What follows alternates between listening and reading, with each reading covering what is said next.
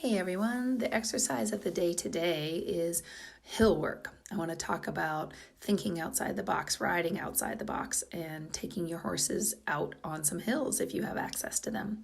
We are really lucky on our farm to have some fabulous hills, both some longer, less steep ones, and then a couple pretty steep ones. And it's such a great addition to any horse's training, specifically with dressage horses, to build strength and stamina, and mostly to do a little something different and refresh them and take them out of the arena and stop doing endless circles like we dressage riders love to do. So here I'm riding Flo, and I'm going up kind of our long, less steep hill.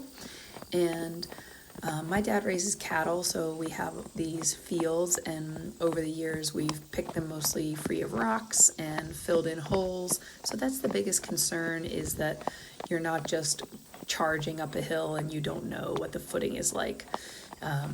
But having said that, I don't feel like the footing needs to be perfect. I think one of the things that's great about riding out in fields and up and down hills is the slight undulations and differences in the footing that really helps to strengthen a horse's tendons and ligaments.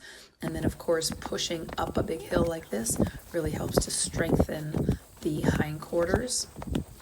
I like to start out by trotting up the hill in rising trot, and of course making sure your horse is going to be calm and rideable. And I change my posting diagonal halfway up the hill so that I work each hind leg equally. And then if the horse is comfortable and not too nervous, then cantering up a hill is a fantastic exercise to strengthen the hindquarters, strengthen the back of the horse, and get a little bit out of the tack. Maybe ride with your stirrups a little shorter. I still do this in a dressage saddle since that's all I own, but I do get a little bit up off their back, ride in 2-point up the hill and canter. And then when we get to the top here, I let her come back to trot and back to walk, and then walk down the other side.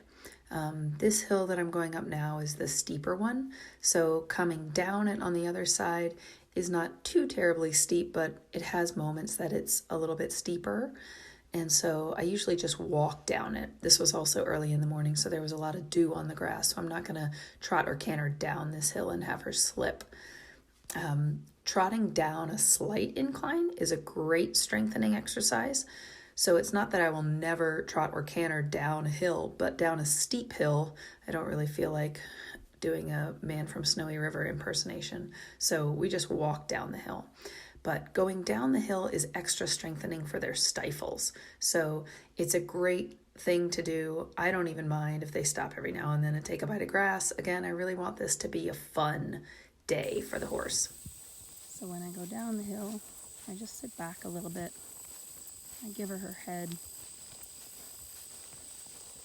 because she's a good girl and she's done this a lot. With a real baby horse, sometimes I have to go down like a beginner skier, zigzagging a little bit so that they don't have to go so steep, and they can go a little to the right and a little to the left. Or I have to ride with a little shorter rein so that we don't just do a somersault down the hill. But it's very good work for their stifles and their hindquarters to walk down a moderately steep hill. Gotta take a snack break. So I walked down to the bottom of the hill, and then I turned around and we're going to canter back up on the other lead. My normal go-to with hill work is to trot up one side, changing my posting diagonal halfway, walk down, trot up the other side, same thing, walk down, canter up on one lead, walk down, canter up on the other lead, and then walk home. And our hills are big enough that they're usually pretty pooped after that. Of course, if you don't have such a long hill, then you could do it lots of times. I've even seen people build a little tiny mound if they live in a place that's flat so that they can go up and down it many, many times. And I also really believe that the horses enjoy the scenery about as much as I do. I do not force them to go on the bit the whole time we're doing hill work. They're allowed to walk on the buckle, assuming they're safe, and they're allowed to trot and canter up the hill in a natural balance. If they were to be, of course, really fractious or very upside down like a giraffe, then I'd take a little contact and ask them to come a little bit rounder so that at least they're working their back properly as they go up the hill and down the hill. But I find even if the horse is a little bit excited, that if you will let them have longer reins, especially just walking, if you will let them walk close to or on the buckle, they will relax She's a little better. excited because she knows she's going back home. So sometimes we might have to halt for a moment and stand and wait because it's very exciting to go back home. But I find usually, actually, if you let them have long reins and sit back and relax, they slow down better. If you shorten the reins and are sort of ready for them to do something dangerous, they tend to jig more and get more tight. So I just make myself put my hand on the buckle, put my hand on her withers and pat her. Of course, if she were to trot off, I would stop her because I just want to walk now.